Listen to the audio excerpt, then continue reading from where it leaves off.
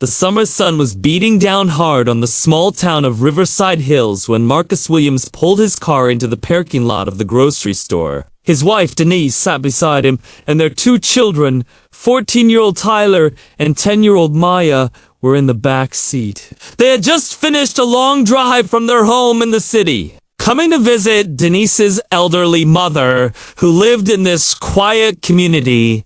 Marcus was a tall man with dark brown skin and kind eyes. He worked hard all his life and taught his children to do the same. Denise was a beautiful woman with a warm smile that could light up any room. Together, they had built a good life for their family, though it had not always been easy. "Dad, can I get some candy?" Maya asked, her eyes bright with hope. Marcus looked at her through the rearview mirror and smiled. "We'll see, sweetheart. Let's get what Grandma needs first."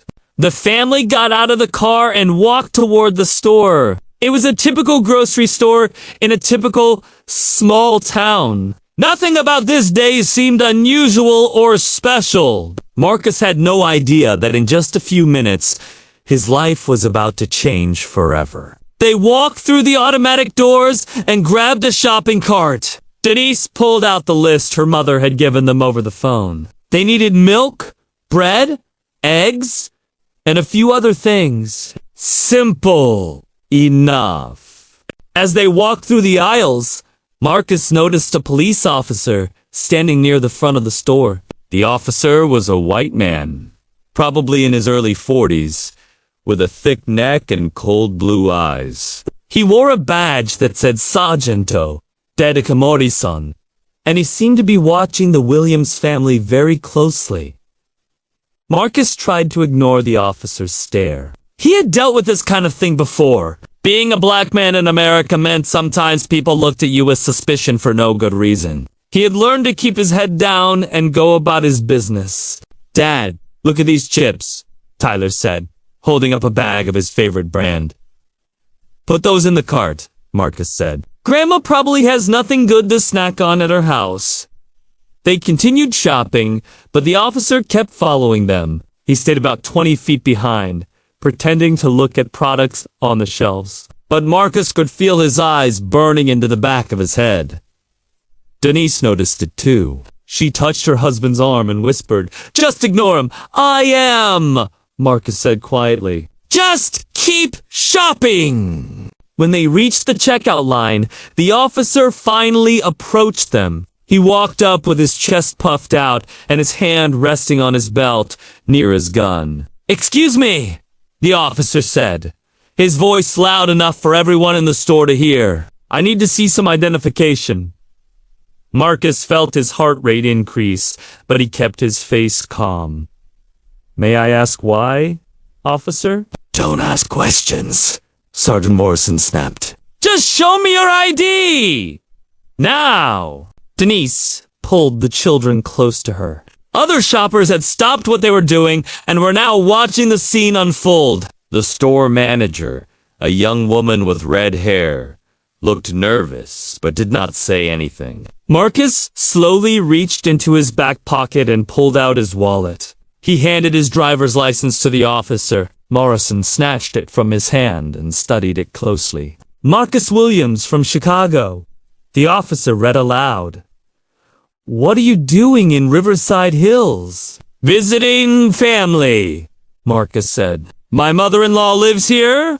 "Visiting family," Morrison repeated with a mocking tone. "You look like the description of someone we're looking for. A robbery suspect."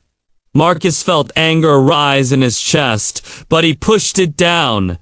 He knew how this game was played. One wrong move, one raised voice, and things could go very bad very fast. "I haven't robbed anyone," Marcus said calmly. "I'm a tax accountant from Chicago. I've never been arrested in my life."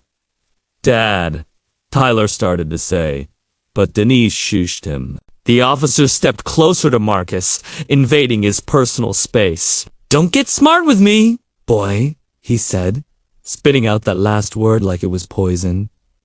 Marcus clenched his jaw. He wanted to say something, to defend his dignity, but he looked at his children. Their eyes were wide with fear. Maya was clutching her mother's leg, and Tyler looked like he was about to cry. "I'm not getting smart with anyone," Marcus said, keeping his voice steady. "I'm just trying to shop with my family." Morrison handed back the ID and sneered. "I'll be keeping an eye on you. We don't need your kind causing trouble in our town." "Excuse me?" Denise spoke up, her voice shaking with anger. "What do you mean by your kind?" The officer turned his cold eyes to her. "I mean, outsiders. Troublemakers. People who don't belong here." Before Denise could respond, Marcus gently touched her arm. "Let's just pay for our groceries and go," he said quietly. They checked out in silence. The cashier, a teenage boy with acne, would not even look them in the eye. As they walked to their car, Marcus could feel the officer watching them from the store entrance. "That was humiliating," Denise said once they were safely in the car. Her voice cracked with emotion. "In front of the children." "I know," Marcus said. "I know? Daddy, why did that policeman treat you like that?" Maya asked from the back seat. Marcus looked at his daughter in the rearview mirror. How could he explain something like this to a 10-year-old? How could he tell her that some people in this world would judge her before they even knew her name just because of the color of her skin? "Some people have prejudice. Baby girl," he said carefully. "It means they don't like people who are different from them. It's wrong, and it's unfair, but it happens sometimes." "But you didn't do anything wrong," Tyler said, his voice filled with anger. "He had no right to treat you like that." "You're right," Marcus said. "I didn't do anything wrong. And no, he had no right." They drove in silence to Grandma's house. It was a small but well-kept home on a quiet street lined with oak trees. Grandma Rose was waiting on the porch, waving when she saw them pull up. She was 82 years old, but still sharp as a tack. Her hair was silver and pulled back in a neat bun, and her dark skin was wrinkled but smooth. She had raised 6 children in this town, including Denise, and had seen many things in her long life. "There's my grandbabies," she called out as Maya and Tyler ran to hug her. "Oh, how I've missed you." Denise walked up and kissed her mother on the cheek. "Hi, Mama!" Grandma Rose looked at her daughter's face and immediately knew something was wrong. "What happened?" she asked. Denise shook her head. "Let's go inside first." They all went into the house, and while the children watched television in the living room, the adults gathered in the kitchen. Marcus told Grandma Rose about what had happened at the grocery store. The old woman's face grew dark with anger. "Derek Morrison," she said, shaking her head. "I know that man. He's been trouble since he was a boy." "You know him?" Marcus asked. "This is a small town," Grandma Rose said. "I know everyone. Derek's father was the police chief here for 30 years. A mean man, just like his son. They've been terrorizing black folks in this town for generations." "That's terrible," Denise said. "Why hasn't anyone done anything about it?" "People have tried," Grandma Rose said. "But the Morrisons have power here. They know the mayor, the city council, everyone. Complaints disappear. Witnesses suddenly forget what they saw. Marcus felt his stomach twist, so they just get away with it. They have so far, Grandma Rose said. But things are starting to change. There's a new deputy chief now, a woman named Sarah Chun. She's been investigating complaints against officers. People say she's honest. Marcus nodded slowly. He was not sure if going to the authorities would help or just make things worse. He had seen too many cases on the news where black families who complained about police misconduct ended up being harassed even more. "Let's just get through this visit," he said. "We're only here for a week. I don't want any more trouble." But trouble, it seemed, was already on its way. That night, while Marcus was helping Grandma Rose carry boxers down from her attic, he came across an old trunk he had never seen before. It was covered in dust and had brass latches that had turned green with age. "What's this, Mama Rose?" he asked. The old woman looked at the trunk and smiled. "That, my son, is a piece of history." "Open it!" Marcus unlatched the trunk and lifted the lid. Inside were old photographs, newspaper clippings, letters, and documents. He picked up one of the photographs and studied it. It showed a black man in a military uniform standing proudly with other soldiers. "Who is this?" Marcus asked. "That's my father," Grandma Rose said.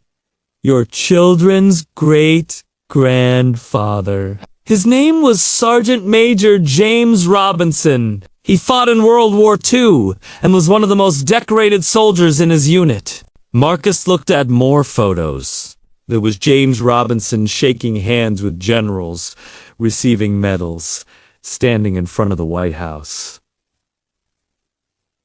"I never knew this," Marcus said, amazed. "There's more," Grandma Rose said. She reached into the trunk and pulled out a faded document. "Look at this!" Marcus took the document carefully. It was old and yellowed, but the words were still clear. It was a deed to land, dated 1865, just after the Civil War ended. The land described in the deed was in Riverside Hills.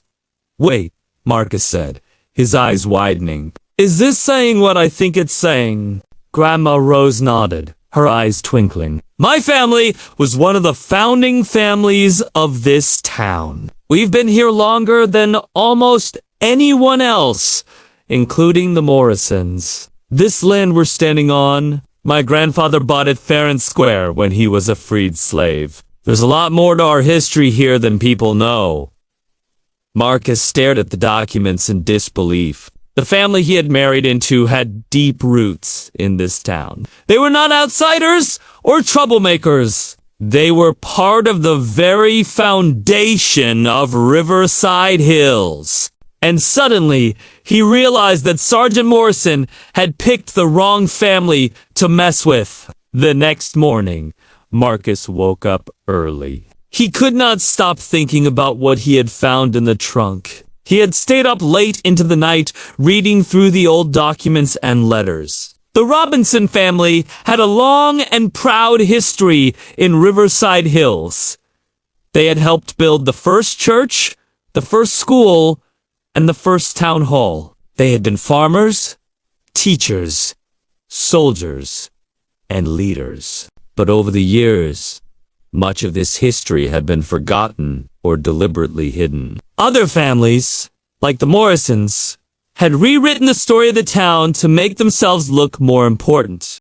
Marcus made himself a cup of coffee and sat on the front porch. The morning air was cool and fresh, and birds were singing in the trees. It was hard to believe that such a peaceful place could hold so much hidden ugliness. Denise came out and sat beside him. "You couldn't sleep either," she asked. "Too much on my mind," Marcus said. "What are you going to do?" Marcus sighed. "I don't know yet. Part of me wants to just forget about what happened at the store and enjoy our vacation. But another part of me can't let it go." Denise took his hand. "Whatever you decide, I'm with you." Marcus looked at his wife and felt a surge of love and gratitude. They had been through so much together over the years. They had faced challenges that would have broken other couples, but they had always come out stronger on the other side. "I think we need to tell someone Marcus finally said. Not for revenge, but because it's the right thing to do. That officer treats people that way because he's never faced any consequences. If we stay silent, he'll just keep doing it to other families. Denise nodded. Then let's do it. Let's file a complaint. That afternoon, Marcus and Denise drove to the Riverside Hills police station. It was a small building on Main Street, sandwiched between a barber shop and a bakery. Marcus felt nervous as he parked the car, but he took a deep breath and reminded himself why he was doing this. They walked inside and approached the front desk. A young officer with kind eyes and a friendly smile greeted them. Good afternoon, the officer said. How can I help you? We'd like to file a complaint against one of your officers, Marcus said. Sergeanto Derek Morrison. The young officer's smile faded. He glanced around nervously and lowered his voice. Are you sure you want to do that? Yes, Denise said firmly. We're sure. The officer nodded slowly. Okay, let me get the forms. He handed them a stack of papers and directed them to a small waiting area. As they filled out the forms, Marcus noticed other officers watching them. Some looked curious, others looked hostile. One officer, a large man with a shaved head, whispered something to a colleague, and they both laughed. When they finished filling out the forms, Marcus returned them to the front desk. The young officer took them and said, "The deputy chief will want to speak with you. Wait here." A few minutes later, a door opened, and a woman in her late 40s walked out. She was Asian American, with short black hair and intelligent eyes behind wire-rimmed glasses. Her uniform was crisp, and her badge shone brightly under the fluorescent lights. "Mr. and Mrs. Williams," she said, "I'm Deputy Chief Sarah Chun. Please, come to my office." They followed her down a hallway and into a modest office filled with books, files, and family photos. Deputy Chief Chun closed the door and offered them seats. "I've read your complaint," she said, sitting down behind her desk. "This is very serious." "It was a very serious incident," Marcus said. "We were treated like criminals for no reason other than the color of our skin." Deputy Chief Chun nodded. "I believe you." "Unfortunately, this is not the first complaint I've received about Sergeant Morrison. He has a long history of similar behavior." "Then why is he still wearing a badge?" Denise asked. The deputy chief sighed. "It's complicated. Morrison has friends in high places. His father was the police chief here for decades. There are people in this department in this town who protect him. So nothing will happen," Marcus said bitterly. "I didn't say that." Deputy Chief Chun said, "I've been building a case against Morrison for 2 years. Gathering evidence, collecting testimonies. Your complaint could be an important piece of the puzzle." She leaned forward. "But I need to be honest with you. If you pursue this, Morrison will find out. He may try to intimidate you. He may try to make your life difficult. Are you prepared for that?" Marcus looked at Denise. She nodded. "We're prepared," Marcus said. "We have to stand up for what's right. Not just for us, but for everyone else he's mistreated." Deputy Chief Chun smiled for the first time. "Good! Then let me tell you what I need from you." For the next hour, they talked about everything that had happened at the grocery store. Deputy Chief Chun took detailed notes and asked careful questions. She treated them with respect and never once made them feel like they were wasting her time. When they finished, she shook their hands. "Thank you for coming forward. I know it wasn't easy." "What happens now?" Denise asked. Now I add your statement to my file, June said, and I continue my investigation. But I should warn you again.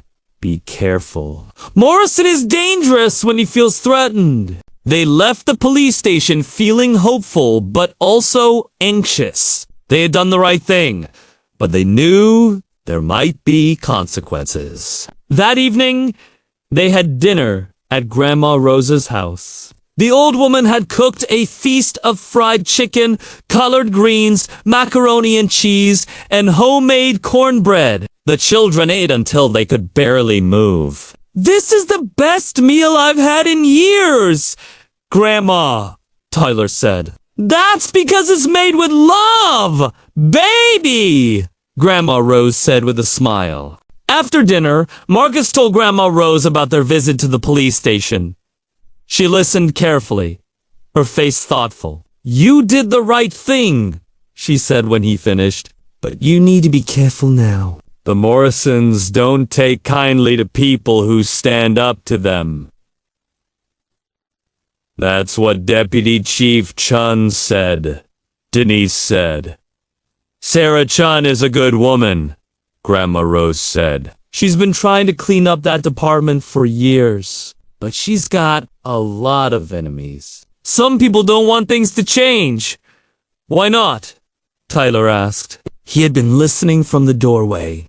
Grandma Rose looked at her great-grandson with sad eyes. Because change is scary, baby. Some people are comfortable with the way things are, even if those things are wrong. They don't want to admit that they've been part of something bad. But that's not fair, Tyler said. No, it's not, Marcus said. But life isn't always fair. That's why we have to fight for what's right. Later that night, after the children were asleep, Marcus went back to the trunk in the attic. He spent hours reading through the old letters and documents. He learned about James Robinson's military service, his return home to face racism, even after fighting for his country, and his determination to build a better life for his family. He learned about James's daughter, Margaret, who had been a civil rights activist in the 1960s. She had marched with Dr. King and been arrested for sitting at a whites-only lunch counter. She had faced fire hoses and police dogs and never backed down. The more Marcus read, the more he understood. He was part of a long line of fighters. People who had faced injustice and refused to accept it. People who would sacrifice so that future generations could live in a better world. They were so brave, he whispered to himself. They were? Came a voice from behind him. Marcus turned to see Grandma Rose standing in the attic doorway. She was wearing her bathrobe and slippers, her silver hair loose around her shoulders. I come up here sometimes when I can't sleep, she said. To remember to draw strength from those who came before. She walked over and sat beside him. Together, they looked through the old photographs. This is my grandmother, Margaret, Grandma Rose said, pointing to a picture of a young woman with fierce eyes and a determined jaw. She was arrested 12 times for protesting! 12 times! And every time, she got right back out there and kept fighting. What kept her going? Marcus asked. Hope, Grandma Rose said simply. She believed that things could be better, that her children and grandchildren would live in a world where they would be judged by their character, not their color. She didn't live to see that world fully come true, but she planted the seeds.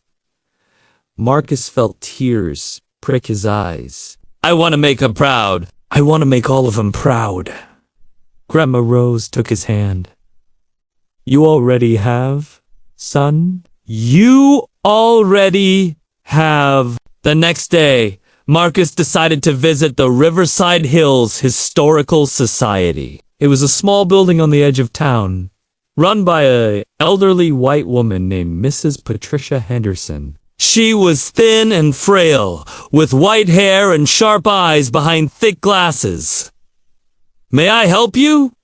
she asked when Marcus walked in. I'm researching the history of my wife's family, Marcus said. The Robinsons. They were one of the founding families of this town. Mrs. Henderson's eyebrows rose. The Robinsons. I don't believe I've heard that name in connection with the town's founding. They owned land here since 1865, Marcus said. I have the original deed. Mrs. Henderson looked skeptical. That's quite a claim. Do you have any proof? Marcus pulled out photocopies of the documents he had found in the trunk. He had made copies that morning at the library. Mrs. Henderson took them and studied them carefully. As she read, her expression changed from skepticism to surprise to something that looked almost like embarrassment. Well, she said finally, this is quite remarkable. I had no idea. It seems like a lot of this history has been forgotten, Marcus said carefully. Or buried, Mrs. Henderson said quietly. She looked up at him, and Marcus saw something new in her eyes. Was it shame?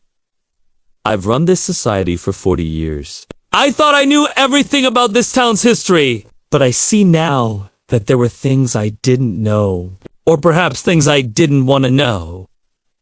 She handed back the photocopies. If you'd allow me, I'd like to make copies of these for our archives. The true history of Riverside Hills should be known. Marcus nodded. I'd like that. Over the next few days, word began to spread. Mrs. Henderson started talking to other members of the Historical Society. They pulled out old records that had been collecting dust for decades. They found references to the Robinson family everywhere, mentions that had been overlooked or ignored.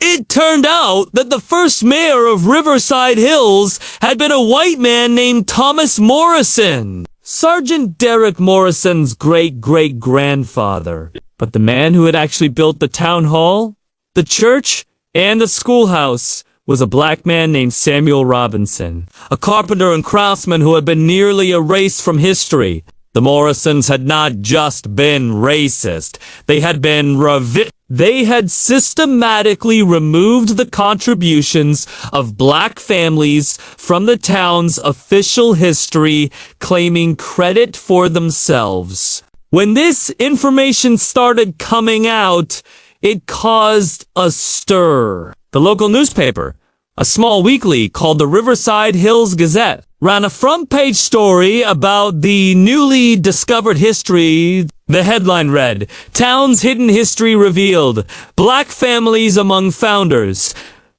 The response was mixed. Some residents were fascinated and wanted to learn more. They reached out to Grandma Rose and Marcus, wanting to hear their stories. They organized community meetings and planned events to celebrate the town's true multicultural history, but others were angry. Very angry. Sergeant Derek Morrison was one of them. 3 days after the newspaper story ran, there was a knock at Grandma Rose's door in the middle of the night. Marcus got up to answer it, his heart pounding. Through the window, he could see a police car parked on the street, its lights flashing. He opened the door to find 2 officers standing on the porch. One of them was Sergeant Morrison.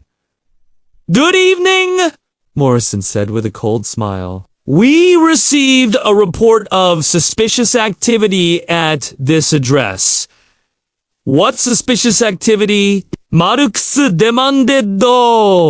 That's what we're here to find out, Morrison said. We need to search the premises. Do you have a warrant? Morrison's smile faded. I don't need a warrant if I have reasonable suspicion of criminal activity. There's no criminal activity here, Denise said, appearing behind Marcus. This is harassment! Morrison stepped closer. I'd watch your mouth, if I were you. Things can get very unpleasant for people who don't cooperate with the police. Is there a problem here? A new voice cut through the tension. Everyone turned to see Deputy Chief Sarah Chun walking up the driveway. She was in plainclothes, but carried her badge in her hand. Deputy Chief, Morrison said, clearly surprised. What are you doing here? I could ask you the same question, Chun replied. I received a call that there might be an incident at this address. Now I find you here, in the middle of the night, trying to enter a home without a warrant. I was responding to a report of suspicious activity. Morrison said, What report? Who made it? Morrison hesitated. It was an anonymous tip. Anonymous, Chun repeated. She looked at Marcus and Denise. Are you both okay? We're fine, Marcus said, just confused about why officers are at our door at midnight. Chun turned back to Morrison. There's no crime here, Sergeant. I suggest you return to your regular duties. Morrison's face turned red with anger. You have no authority to tell me what to do. I outrank you in this department. Actually, you don't, Chun said calmly. I was appointed deputy chief by the city council, which gives me supervisory authority over all officers, including you. For a long moment, no one moved. The tension was so thick, you could cut it with a knife. Finally, Morrison took a step back. This isn't over, he said, looking at Marcus. Not by a long shot. He turned and walked back to his patrol car. The other officer followed him, not meeting anyone's eyes. They drove away into the night. Chun waited until they were gone, then turned to the Williams family. Are you sure you're all okay? We're fine, Denise said, though her voice was shaking. Thank you for coming. I had a feeling something like this might happen, Chun said. I've been keeping an eye on things. Morrison is getting desperate. The investigation is closing in on him, and he knows it. How much longer? Marcus asked. Not long now, Chun said. A few more days. We've gathered enough evidence to bring formal charges. But until then, please be careful. Don't go anywhere alone, and call me immediately if anything happens. She handed them a card with her personal cell phone number. I mean it. Anytime, day or night. After she left, the family gathered in the living room. Grandma Rose made tea, and they sat together in the quiet of the night. I'm scared, Daddy, Maya said, climbing into Marcus's lap. He held her close. I know, sweetheart, but it's going to be okay. We have people on our side now. Good people. That policeman is bad, Maya said. He has mean eyes. Yes, he does, Marcus agreed. But he's not going to win. Bad people don't get to win forever. He looked around at his family. His wife, strong and beautiful, even in her fear. His son, trying so hard to be brave. His daughter, innocent and trusting. And Grandma Rose, the rock they all leaned on. We're going to get through this, Marcus said, together. The next few days were tense. The family stayed close to the house, only going out when necessary. The children were restless and bored, but they understood that something important was happening. Marcus spent more time going through the old documents in the trunk. He organized them and made notes, creating a comprehensive history of the Robinson family's contributions to Riverside Hills. He reached out to historians and civil rights organizations, sharing what he had found. The response was overwhelming. People from all over the country wanted to learn more about this hidden history. Journalists called for interviews. A professor from a nearby university wanted to write a book about it. Slowly, the story was getting bigger than anyone had expected. And then, on the 5th day, everything changed. Deputy Chief Chun called Marcus early in the morning. "It's happening today," she said. "I thought you should know." "What's happening?" "We're making arrests.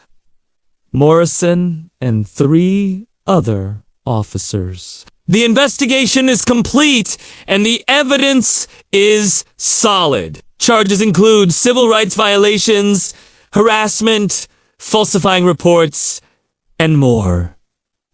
Marcus felt his heart leap. "When?" "In about an hour. I wanted you to hear it from me first." "Thank you," Marcus said, "for everything." He hung up and told the family the news. They gathered around the television, waiting for the story to break. At 9 o'clock, it was all over the local news. Cameras showed officers being led out of the police station in handcuffs. Sergeant Derek Morrison walked with his head down, refusing to answer questions from reporters. The mayor held a press conference. He apologized to the community and promised reforms. He acknowledged that the police department had failed to protect all its citizens equally and vowed to do better. But the biggest surprise came in the afternoon. Deputy Chief Chun called again. "There's going to be a special ceremony at City Hall tonight. The mayor wants to publicly acknowledge the Robinson family's contributions to the town's history. He's asking if your family would be willing to attend." Marcus looked at Denise. She nodded. "We'll be there," Marcus said. That evening, the Williams family walked into Riverside Hills City Hall. The building was packed with people from all over town. Many of them were faces Marcus had never seen before, residents who had come out to support the family and learn about their town's true history. The mayor stood at a podium in the front of the room. Behind him was a large display showing photographs and documents from the Robinson family archives. "Tonight, we gather to correct a long-standing wrong," the mayor began. "For too long, the contributions of the Robinson family and other black families have been erased from our town's history. We are here to set the record straight." He spoke about Samuel Robinson, the carpenter who built the town's first public buildings. He spoke about James Robinson, the war hero. He spoke about Margaret Robinson, the civil rights activist. And he spoke about Rose Robinson, who had lived in this town her entire life, quietly carrying on her family's legacy of service and strength. When he was finished, he invited Grandma Rose to the stage. The old woman walked up slowly, supported by Marcus and Denise. The crowd gave her a standing ovation. "Thank you," she said, her voice strong despite her years. "I never thought I'd see this day. For so long, our history was hidden. Our stories were untold. But today, the truth has come out. And I want you all to know, I don't hold any bitterness in my heart. The past is past. What matters now is how we move forward." She looked out at the crowd, at the mix of faces, young and old, black and white, all listening to her words. "My family helped build this town," she continued, "and we're still part of it. We're not going anywhere. But we want to be partners! Not just residents. We want to work together to make Riverside Hills a place where everyone belongs. Where every child can grow up knowing they are valued and loved no matter what they look like." She paused, and Marcus could see tears in her eyes. "My great-grandmother was born into slavery. She lived to see freedom. My grandmother marched for civil rights. She lived to see progress. And now, I live to see this moment. A moment of recognition.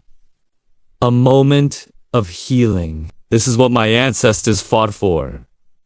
This is what they died for. And I am so grateful to be here to witness it." The crowd erupted in applause. People were crying, hugging each other, coming up to shake Grandma Rose's hand and thank her. Maya tugged on Marcus's sleeve. Daddy! Is Grandma Rose famous now? Marcus smiled and picked up his daughter. She's always been famous, sweetheart. People just didn't know it yet. Later that night, after all the ceremonies and celebrations were over, the family sat together on Grandma Rose's porch. The stars were out, bright and clear in the country sky. The children were asleep inside, exhausted from the excitement of the day. What a week! Denise said with a tired laugh. Tell me about it, Marcus agreed. We came here for a quiet family visit and ended up making history. Grandma Rose rocked slowly in her chair. Life has a funny way of working out, she said. Sometimes the hardest moments turn out to be the most important ones. Marcus thought about everything that had happened. The humiliation at the grocery store. The fear of being harassed by the police. The discovery of the family's hidden history. The fight for justice. And finally, this night of recognition and celebration. You know what I keep thinking about? Marcus said. That moment in the store when Morrison was looking at me like I was nothing? Like I didn't belong? And now we find out that my wife's family was here before his. They helped build this town. They belong here more than anyone. That's the thing about prejudice, Grandma Rose said. It's not based on truth. It's based on fear and ignorance. Morrison looked at you and saw a threat, but he didn't know anything about you. He didn't know your story. He still doesn't, Denise said. He never took the time to find out. And that's his loss, Grandma Rose said. Some people go through life with their eyes closed. They miss so much. They miss the chance to learn, to grow, to connect with people who are different from them. She looked up at the stars. My grandmother used to tell me that every person is a universe, a whole world of experiences and stories and dreams. When you dismiss someone because of the color of their skin, you're dismissing an entire universe. You're choosing to stay small when you could be so much bigger. They sat in silence for a while, letting her words sink in. What happens now? Marcus finally asked. After all this, now we keep living, Grandma Rose said simply. We go back to Chicago. The children go back to school. You go back to work. Life goes on. But things have changed, Denise said. Haven't they? Grandma Rose smiled. They have. Thanks to you. Thanks to all of you. You stood up when you could have walked away. You spoke out when you could have stayed silent. That matters. It changes things. It feels strange, Marcus admitted. I didn't set out to be any kind of activist or hero. I just wanted to get my family some groceries. That's how it usually works, Grandma Rose said. History doesn't wait for heroes. It just puts ordinary people in extraordinary situations and sees what they do. You did the right thing. That's all anyone can ask. Marcus reached over and took Denise's hand. She squeezed it tightly. Thank you, Mama Rose, he said, for sharing your family's history with us, for being so strong all these years. Thank you for being part of this family, Grandma Rose replied. When Denise brought you home all those years ago, I knew you were special. I could see it in your eyes. The same determination my ancestors had. The same fire. Denise leaned her head on Marcus's shoulder. We should come visit more often, she said. Yes, you should, Grandma Rose agreed with a chuckle. But maybe next time, skip the grocery store. I'll have everything ready before you arrive." They all laughed, and in that moment, despite everything they had been through, everything felt right with the world. The next morning, the family began packing up to return to Chicago. Tyler and Maya ran around the house, trying to find things they had left in various rooms. Denise helped Grandma Rose sort through more of the old documents, deciding which ones should go to the Historical Society. Marcus stepped outside to load bags into the car. As he worked, a pickup truck pulled up to the curb. An old white man got out and walked slowly up the driveway. "Mr. Williams?" the man said. Marcus straightened up, wary. "Can I help you?" "My name is Henry Morrison," the man said. "Derek is my younger brother." Marcus felt his body tense. "What do you want?" Henry held up his hands. "I'm not here to cause trouble. I'm here to apologize!" Marcus said nothing, waiting. "What my brother did was wrong," Henry continued. "The way he treated you! The way he treated other people all these years!" "It was wrong, and I'm ashamed that I never spoke up about it." He looked down at his feet. "Our father raised us to believe certain things. Ugly things. I always knew it was wrong, deep down, but I was too scared to say anything. I just went along with it." "Why are you telling me this?" Marcus asked. "Because I've been watching the news. I've seen what came out about your wife's family, how they helped build this town, and I realized that everything my father taught us was a lie. His whole legacy was built on lies." Henry looked up, and Marcus could see tears in his eyes. "I don't expect your forgiveness. I know I haven't earned it. I just wanted you to know that not everyone in my family is like Derek. Some of us are capable of change." Marcus studied the old man for a long moment. He thought about Grandma Rose's words from the night before, about how prejudice was based on fear and ignorance. Here was a man who had lived his whole life in that fear, and now, at the end of it, was trying to break free. "Change is hard," Marcus finally said, "especially when you've been told your whole life that you are better than other people. It takes courage to admit you were wrong." "I don't know if I'd call it courage," Henry said. "More like shame. But I'm trying to be better. For whatever time I have left." Marcus extended his hand. "Thank you for coming here, for being honest." Henry shook his hand, and there were tears streaming down his weathered cheeks. "Thank you for listening." "And I'm sorry. I'm so sorry for everything." After Henry left, Marcus stood in the driveway for a long time, thinking. He was still standing there when Denise came outside. "Who was that?" she asked. "Morrison's brother," Marcus said. "He came to apologize." Denise's eyes widened. "Really? Really?" Marcus told her everything Henry had said. When he finished, Denise shook her head in amazement. "This week has been full of surprises."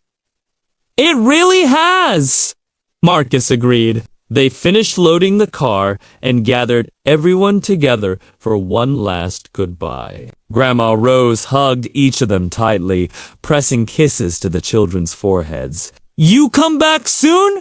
You hear?" she said. "Don't be strangers."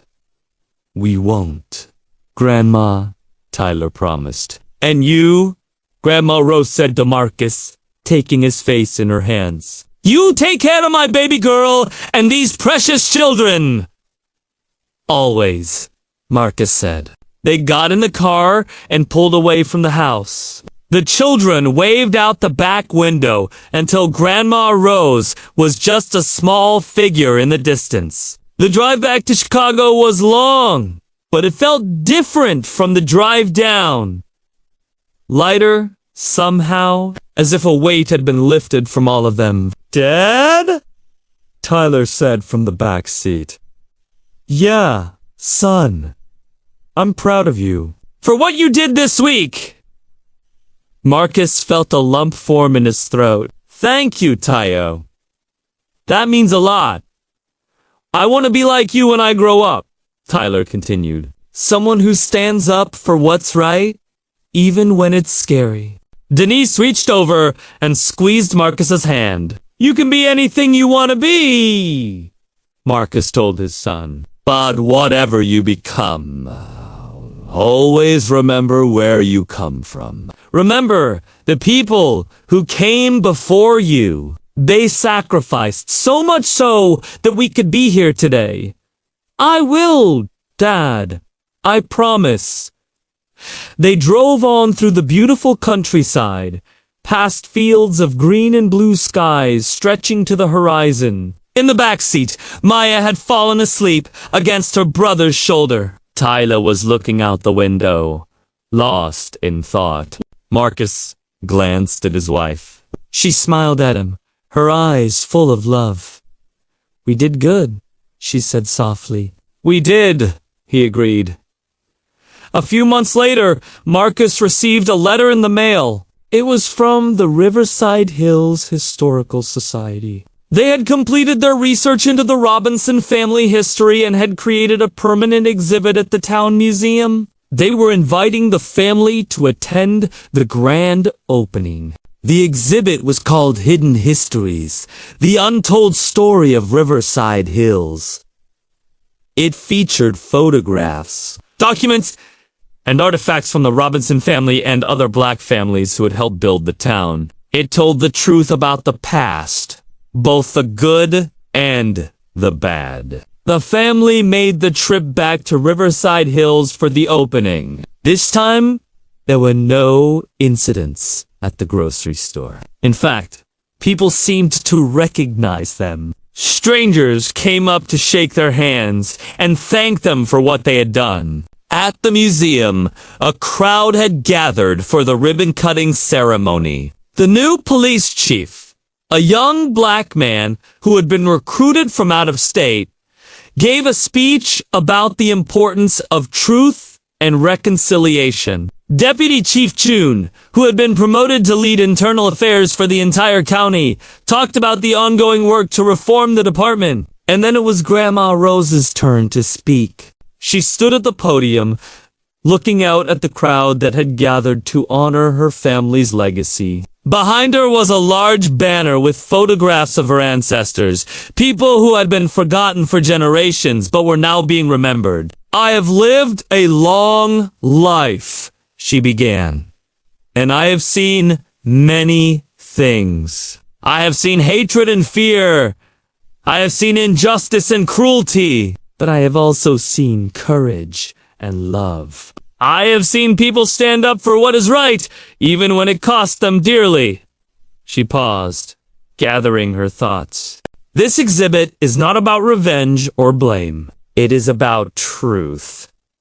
For too long, the truth about this town was hidden away. But truth has a way of coming out, even when people try to bury it. And when it comes out, it has the power to heal. She looked directly at the camera that was recording the event. To anyone watching this who has ever felt like they didn't belong, who has ever been told that they were less than, who has ever been treated like they didn't matter, I want you to know, you matter. Your story matters. Your history matters. Don't let anyone take that away from you. The crowd applauded, and Marcus felt tears streaming down his face. He held Denise close and felt her crying too. After the ceremony, they walked through the exhibit together. Tyler and Maya pointed at photographs and asked questions. Grandma Rose told stories about each person, bringing the past to life. At the end of the exhibit, there was a wall dedicated to the future. Visitors were invited to write their hopes and dreams for the community and pin them to the board. Tyler took a piece of paper and wrote carefully, "I hope that someday no one will be judged by the color of their skin. I hope that everyone will be treated with respect and kindness. I hope that the truth will always win. He pinned it to the wall and stepped back. Maya added her own note.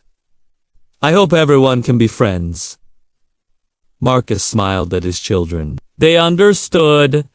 Despite everything they had witnessed, despite the ugliness they had seen, they still had hope. They still believed in the possibility of a better world. And that, Marcus realized, was the greatest legacy of all. Not the buildings, or the documents, or the photographs, but the hope that was passed down from generation to generation. The belief that tomorrow could be better than today. As they walked out of the museum, the sun was setting over Riverside Hills. The sky was painted in shades of orange and pink and purple. It was beautiful. Grandma Rose stopped and looked up at the sky. My grandmother used to say that sunsets were God's way of reminding us that every day ends and a new one begins. No matter how hard today was, tomorrow is a fresh start. She turned to her family, her eyes bright with joy and love. Thank you, she said. Thank you for giving me this day. Thank you for carrying our story forward. Marcus hugged her tightly. Thank you for being you, Mama Rose. For being strong when it would have been easier to give up. For teaching us what it means to have dignity and grace. They all stood together in the fading light, a family bound not just by blood but by history and hope. Behind them, the museum held the story of where they came from. Before them, the future stretched out, full of possibility. A racist cop had threatened the wrong family. He thought he saw weakness, but he found strength. He thought he saw strangers, but he found the descendants of the people who built his town. He thought he could intimidate them into silence, but instead, he had awakened something powerful. The truth. And the truth had set them all free.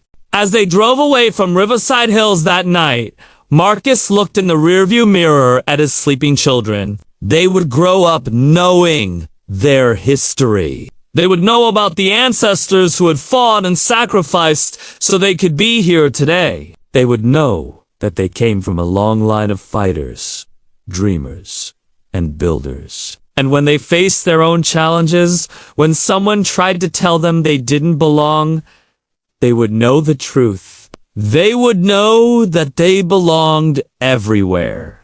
That they were valuable and loved and worthy. That was the legacy Marcus would leave them. Not money or property or fame, but the knowledge of who they were and where they came from. The understanding that they were part of something bigger than themselves. The night was dark, but the stars were bright.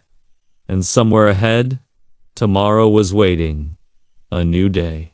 A fresh start! And a family that had proven once and for all that the truth would always find a way to shine through.